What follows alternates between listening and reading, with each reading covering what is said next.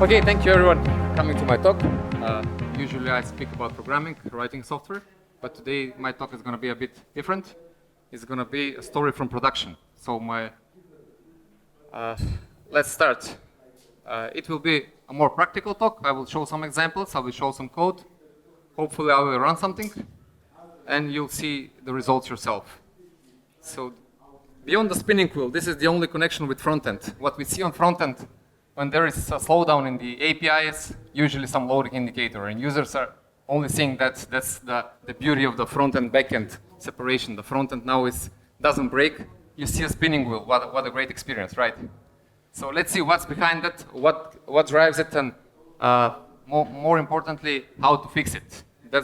Will be the topic of this talk. So something about me before we start. I've been building software for more than 15 years. Started with web applications, everyone do nowadays. Moved to mobile at some point, then again to web and desktop. So I've done it like a full trip to everything. Currently serving as working as principal software engineer at Sourcix with 8+ years. There I've been also training teams, doing the internship program, still sharing knowledge to younger developers. And previously I have some experience in academia as teaching assistant, usually teaching programming subjects. Mostly in my core, I like building software. It's either web, mobile, desktop, and similar as Boyan, I've also done the full circle. Started from usually where we start. I started a bit, let's say, afterhand from directly at PHP. The LAMP stack was my first experience with web, and that was very nice packed. You all did CRUD, yes.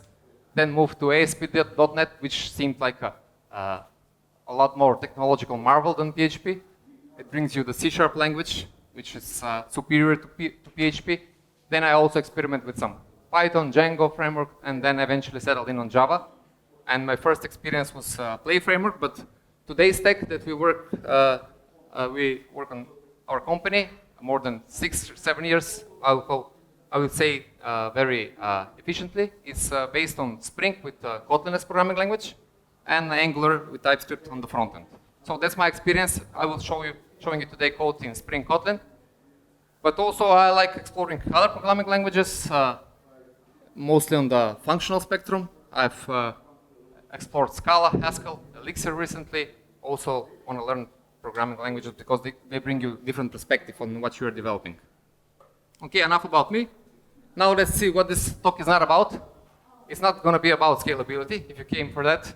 Sorry, or if redundancy, how to keep your application still stable after failure of one service. This is not about microservices. It's not going to be about full picture, redundant, or scalable system. It's going to be mostly about how you pull out the best performance and stability from a single server, single API deployed on a single server. And we'll see what are the most common stability anti-patterns that cause there are most common causes of latencies on the server, latencies introduced in the API. Before we jump in, I want to know something about the audience because that's my way of talking. Who here has deployed servers, has deployed in production?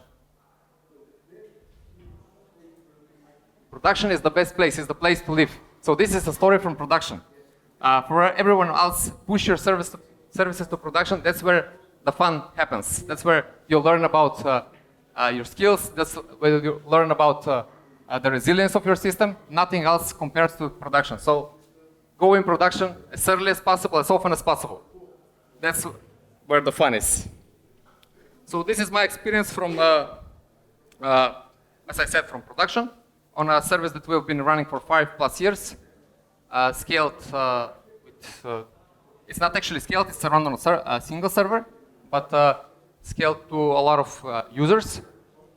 And I will start with a story, which is based on true events, based on this experience that I have. The story starts with your team. You're developing this wonderful web API. So maybe you have a front-end team, you have a back-end team, but this is focused on the back-end. You're developing your API, your wonderful API, it's working great, right? You're a great team, you pull all your best practices, you have, doesn't matter, is it REST, is it GraphQL, is it gRPC doesn't matter, it's your API. But today's API are worthless without some kind of integration, especially in enterprise. Enterprise without an integration, I don't think it's a real experience. You always need to integrate with some legacy system, with some other, and even in today's era, everything is an AI wrapper. Everyone integrates with AI.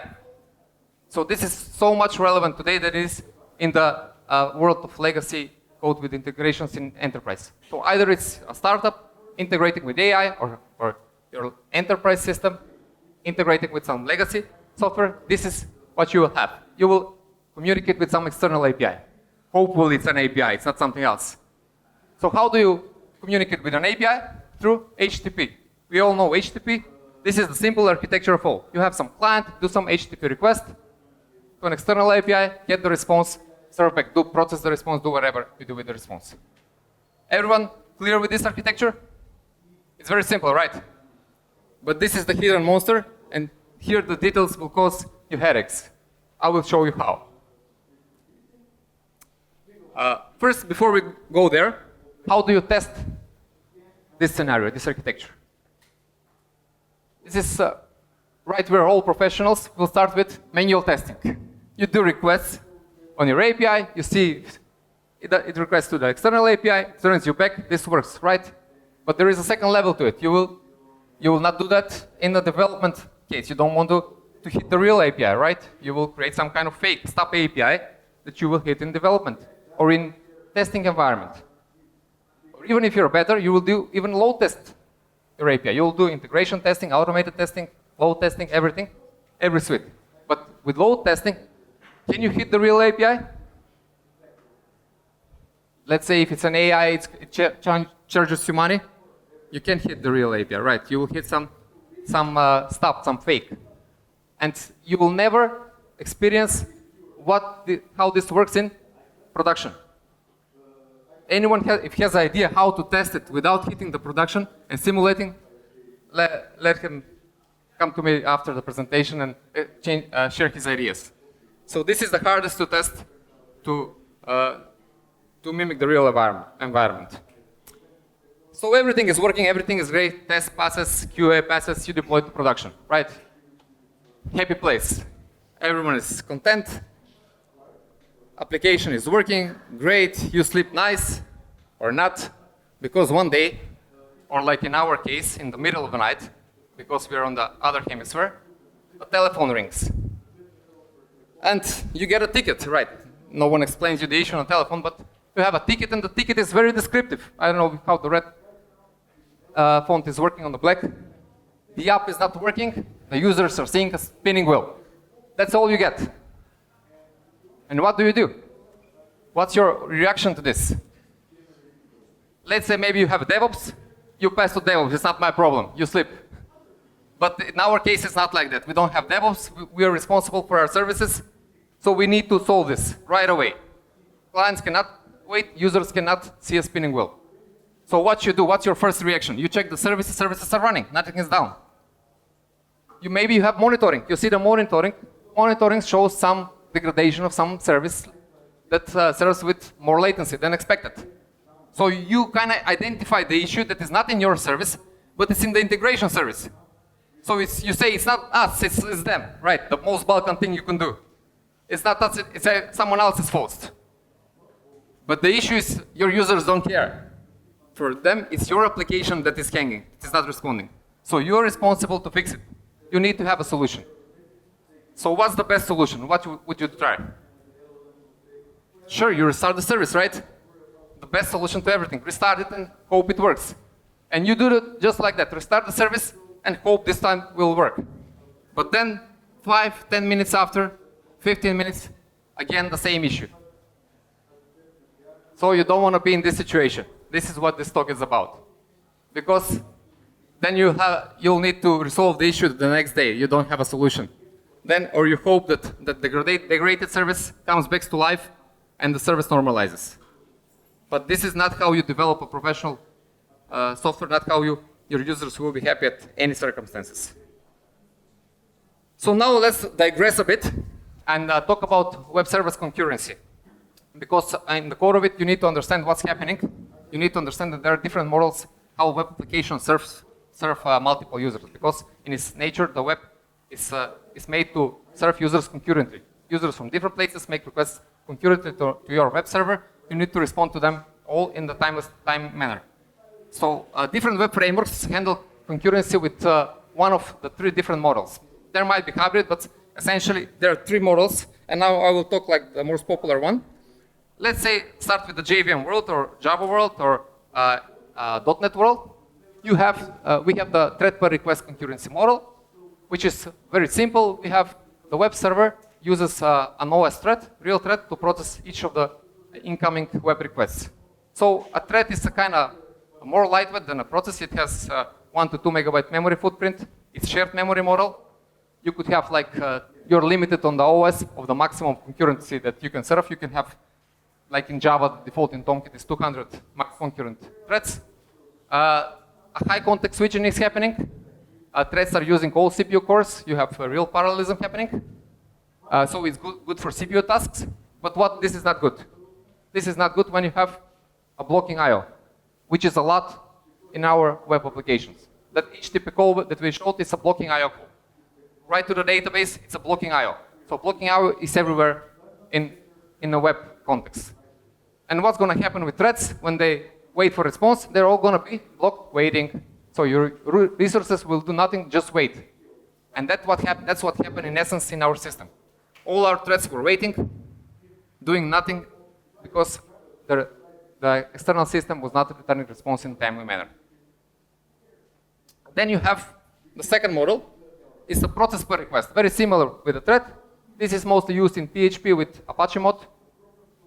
The most heavyweight process. What differs from thread model is that it has even less amount of process that can serve concurrently, because the processes are more heavyweight than threads. So you can have like 50 maximum concurrent, around 50. Each process has bigger memory footprint, because this is not a shared memory, it's an isolated memory. So you have like 20 to 50 megabytes per process. It also suffers from slow creation. The processes are a lot slower to create than a thread. And you have a complete isolation, also independence. So in PHP, like an exercise, you have each request is a no shared memory model. The best way to learn web, if you start with PHP. There's no way to share between requests data. But they suffer from the same issue. A blocking I/O will block the process, which is even worse than blocking a thread. And then we have the most modern concurrency model, which is used in, do you know the environment? This is Node.js, which the idea and the inception of Node.js was just exactly the problem that I'm describing now. Because smart people, folks at Node.js, had this revelation, which is obvious that most of the time in the web server is spent waiting.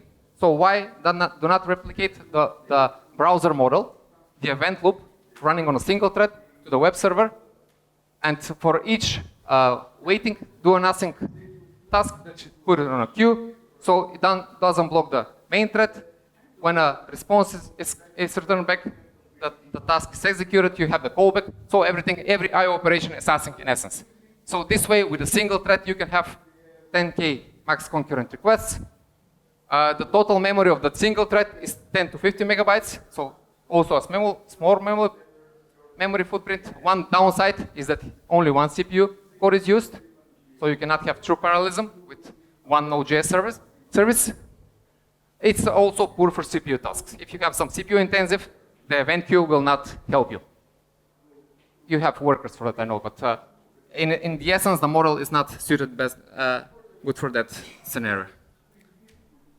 So what went wrong in our scenario? How to derive the root cause, because that's what will help us solve the issue. How to do this? This is one of the hardest things to do. How to replicate what happened in production in your local dev environment? That's the question. For this, the term that you need to create is called test harness. It's a concept that says that you need to create a component system with total component isolation. So you have isolated components. For every component that you have in production, you need to have them isolated. You need to create a simulated environment because you don't have the real system. You need to simulate an environment. Also, you'll need to run some tests and to do the best test to run to simulate a workload on the real production system is to have a load test. And we'll do exactly that. And after the load test, to do the result analysis to see what went wrong, what is the issue. And for our examples here, I'm using the tool GetLink, wonderful library in the JVM world for doing load testing. There are other ones like A/B tests you could use from Apache Benchmark. You could do simple ones, but GetLink is great because it's all in code. It's written in some our case Kotlin code. And I use the open workload model. You can read about that. It's very important that we use a model that mimics a real world scenario. It's not a directly 500 or 200 concurrent users. It's kind of started with some kind of number of users and then ramps up, increases the number of users that are concurrently accessing your system. So, because that's what you can have not directly hit at some limit, but at some ramps, increasing the load. And I will show you how it looks in our system, in our demo. So, before we start, you need to have some baseline, how the system works when there is an ideal 50 millisecond response time and you have 200 threads, for example. And I won't run this example because it's very, but I will show you the code for this. First, let's see what we have. I will try to zoom in as much as possible. The dark theme is not helping. Should I switch to white? Yep. Okay, let's do that. It's a very simple code. That's why I want to show. Yes, here. Okay.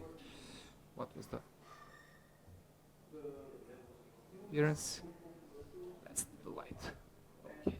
And let there be light. Oops. It resetted the font size. Okay.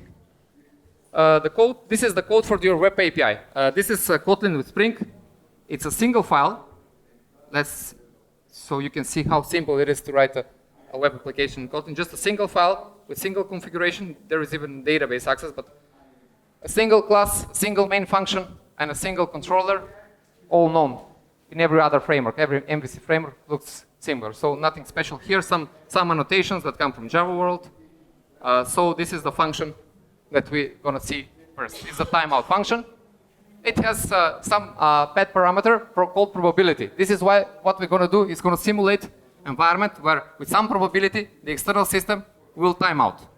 So we're not going to test with something that always timeouts because that's not interesting. We're going to test with something that timeouts with certain probability. Like we'll start with 5% probability of the external system timeouting our requests, which seems kind of low, but you see what kind of effect it has on overall system. So what we do is a REST template is a way in Spring to do an HTTP request, like get it as HTTP client, and we just hit an external API, get the response, and if there is an error, we return a request timeout. If there is no error, we return an OK response. So this is our web API, our great application. Let's see what happens in the external API.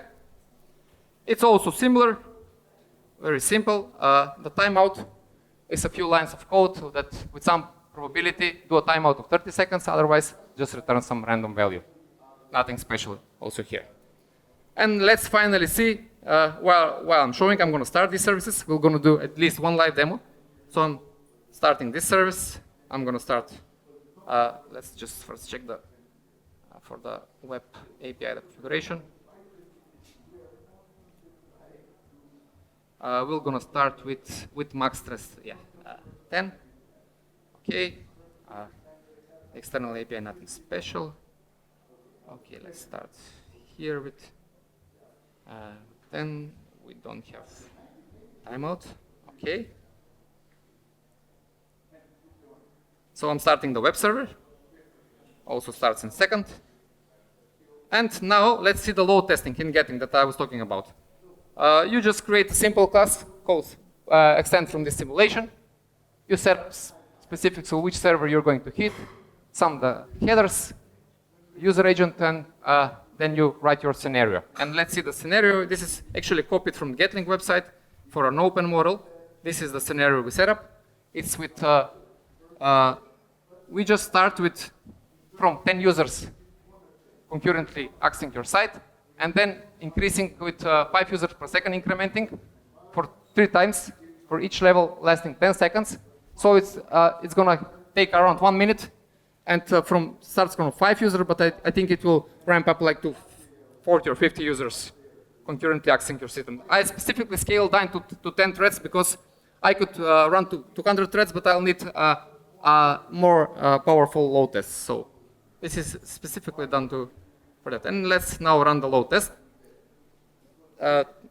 What's happening here? I can set up a monitoring for you to see what's going on.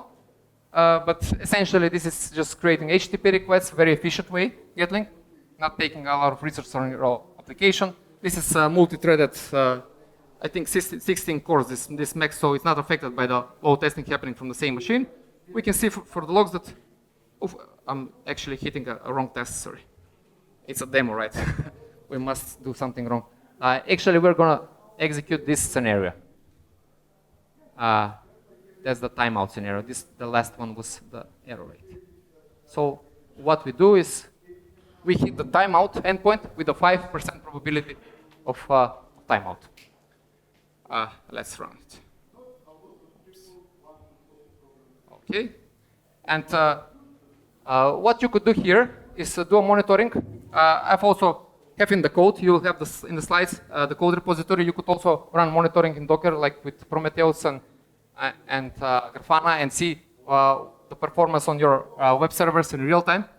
I'm not doing it here, it's going to be more complicated. Instead of that, we're going to analyze the reports after the load test is done, and we're going to see what happens, how does this small change, this just 5% probability of timeouting external system will affect our system with 10 threads. What we expect to happen is what is called in theoretically thread starvation, or not thread starvation.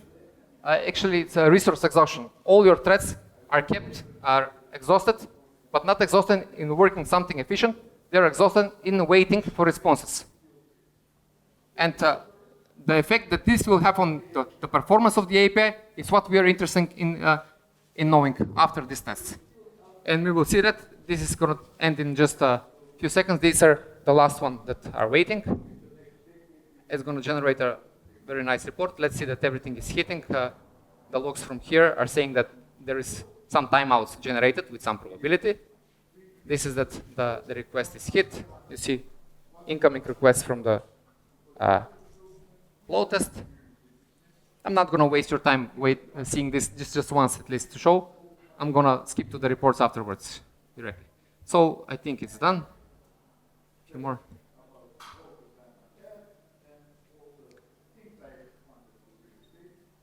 The tests that are showing bad scenarios gonna usually test longer because your system is not as performant as when it works great. So even the generation might take 1 minute, it might take a bit longer. And there it is, it's finally done. And now let's see the moment of truth, let's see the results. I'm gonna walk you through this, no worries. So let's first zoom into something called stats, because here lies the most important number that you need to remember from this presentation. Are these numbers here. The 50th percentile, 75th percentile, 95th percentile. 99th if you're Google or maybe now OpenAI or someone. So what's the 50%? It says 50% of your users are seeing responses that are more than 19 seconds. This is definitely a spinning wheel. Nobody waits 19 seconds for a response. It's a spinning wheel. They will cancel, they will do a refresh multiple times, even worse on your system. So even the 15th percentile is 19 seconds. The 75th percentile, even worse, 36 seconds. The 95th is 52 seconds. So this is the immense effect. It has just a 5% probability timeout of your external system. If you just do it naively, do an HTTP call. So now, just as a comparison, I will show you how this works with if we have Node.js system. And what is very nice in Java, or in Kotlin, in JVM world especially, from Java 21, you could have the Node.js behavior also in JVM. How you do that? You would just switch this this configuration on. Thread virtual enable. That will enable virtual threads, which are similar mechanism to an event loop in Java, which gives you this efficiency of serving requests with fewer threads for free, but also keeping the thread per request model in the essence. So I have done tests with this switched on, the same test, and I will show you the results. We're not going to wait. Test. Here are the results.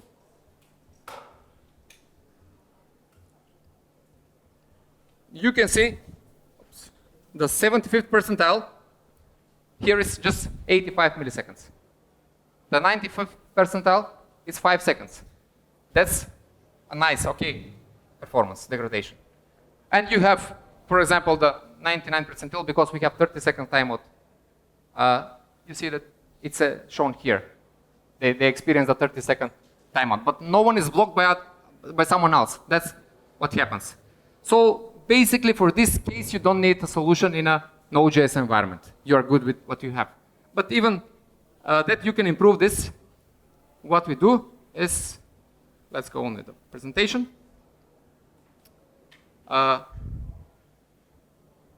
This is the case that I explained. These are the results. What you can see, there is another graph that shows the number of concurrent users your system is serving when you're under load. We see that we are peaking around 400 users concurrently on the system. These are not served users, but these are users waiting. This much users pile up on the system, just waiting for the response. And that's what happens when you have performance degradation. When you don't have, that one is very short. So what is the first pattern, and maybe one of the most important one? It's called timeouts. So timeout is one of the most basic and essential stability pattern. What is the idea? The idea is that you don't need, you shouldn't wait for anything indefinitely. That's in programming, but also in life, remember. You're not going to wait someone for undefined time. So what we usually do not wait indefinitely for is HTTP calls, email services, like sending emails, sending SMSs, some resource synchronization. If you are waiting for a lock, we shouldn't wait indefinitely because we're going to cause a deadlock or something. And the thing is, this is also very important. Usually HTTP clients do not have a default timeout. Do you know why? Why wouldn't, if this is an essential pattern, why wouldn't the HTTP client library impose a default timeout? Anyone has an idea? It's not related with the state. See, you can set a timeout with just one line config. The thing is that what for you is a good timeout, for someone else might be the worst timeout. For some service, a 5-second timeout is okay. For other, 30 seconds is okay. But for some, might 1 minute be, because there is not two services that share the same idea of what the timeout should be. That's why default indefinite. But you always need to set, and for this case, for our case, our reasonable timeout would be for users not to see a spinning wheel, let's say 5 seconds. 5 seconds, everyone would wait on the web. So you need to know what your timeout. And if we do the same test with just a timeout of 5 seconds, what we're going to see in the results is this. And how this works in the code, I'm just going to show you the code. In different frameworks, this is done differently. In Java, it's just these two configs on the REST template. Connect timeout and read time. Connect means not wait for connection to establishing for 10 seconds. That's when the web server is not accessible at all. And read timeout, and you do not wait for the response for more than 5 seconds. And the results, what's going to be with timeout? Let's see them.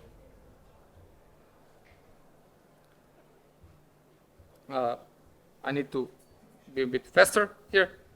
But what's going to happen is, you see the 95th percentile is 100 milliseconds, 70 milliseconds, 90. Great numbers. Because the timeout now, it's an error on 5 seconds. Also know that something is not right. You can even say that the user that is not you, is the external system. Okay, now let's go to the second use case. The one that even Node.js doesn't have a solution on, because this is the most interesting one. It's this case. When you have a web API, which makes requests to a certain external API, but that API is rate limited. It's rate limited, for example, on 5 requests per second. This is exactly what we have on our production use case. The limit is even lower. It was 1 request per second. We say legacy systems. They are not web-made. They cannot handle many concurrent users. But what the worst is that external API was not returning an error when you hit it with more traffic than it can handle. It was slowing down. So it was making it even worse. So they say that they're rate limited, but just on paper.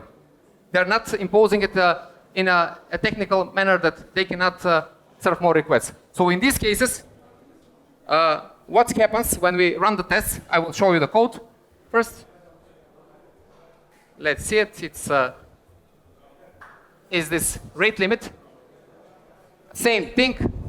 We call an API, which is rate limit with some specific rate.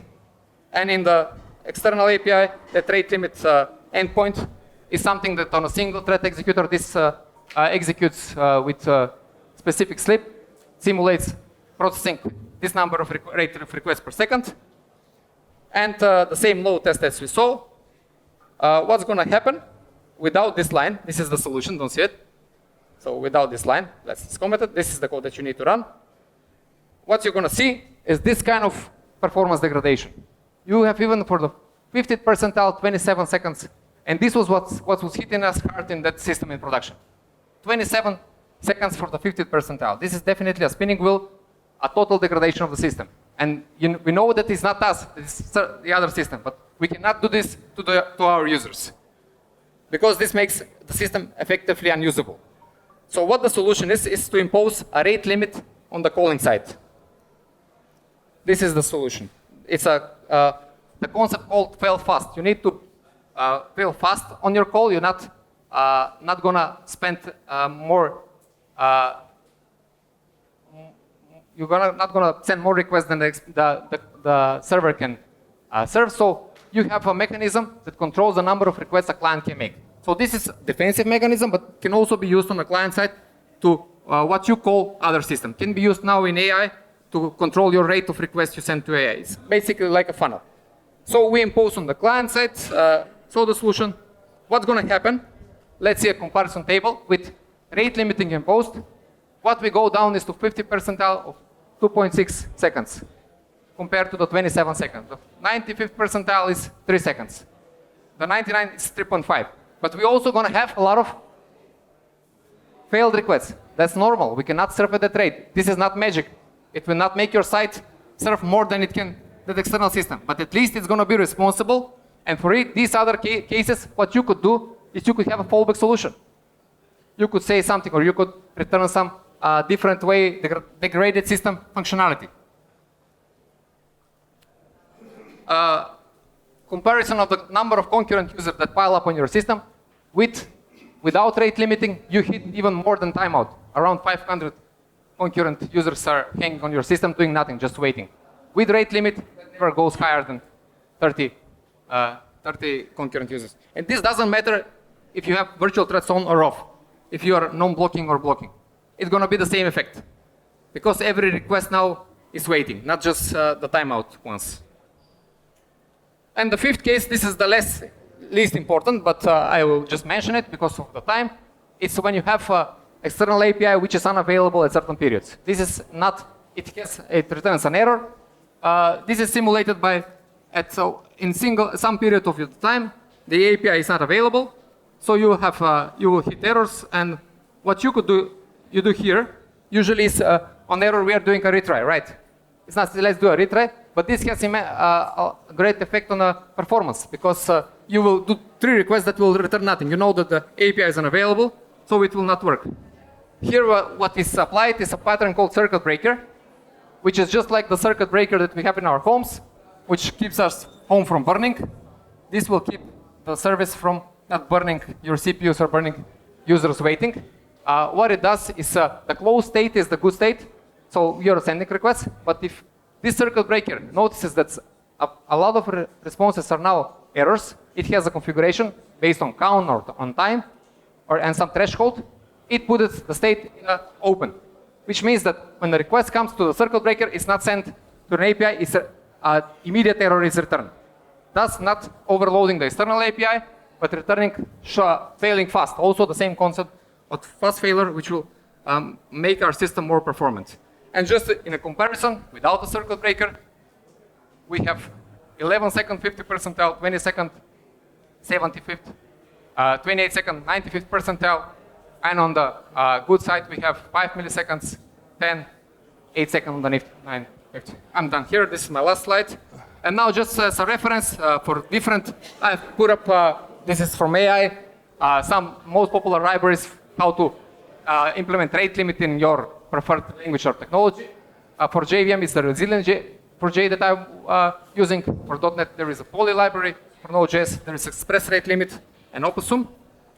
So I will finish with that. And my key takeaways from the presentation is that usually, this is from experience, that the root cause for most common stability issues that you have comes down to these three anti-patterns: timeouts, rate limiting, and errors. And what you need to do is always try to reproduce the failing scenario. This is very important because if you cannot do a reproduction of what failed on production, how would you know that your solution that you want to implement actually going to work? You're going to put it on production and hope it works. But that's not an engineering approach. So also small changes can have significant effect on the performance, and always do the post-mortem. We are doing this post-mortem when there is a failure on production that keeps us from learning from our mistakes and improving our system over time. And just a reference for you to read it. This is a wonderful book that all this is put together very nicely. It's called Illicit from Michael T. Nygaard. It's about design and deploy production-ready systems. All these patterns are explained very nicely there with examples and a lot of other things. So thank you very much. Any questions? One great round of applause.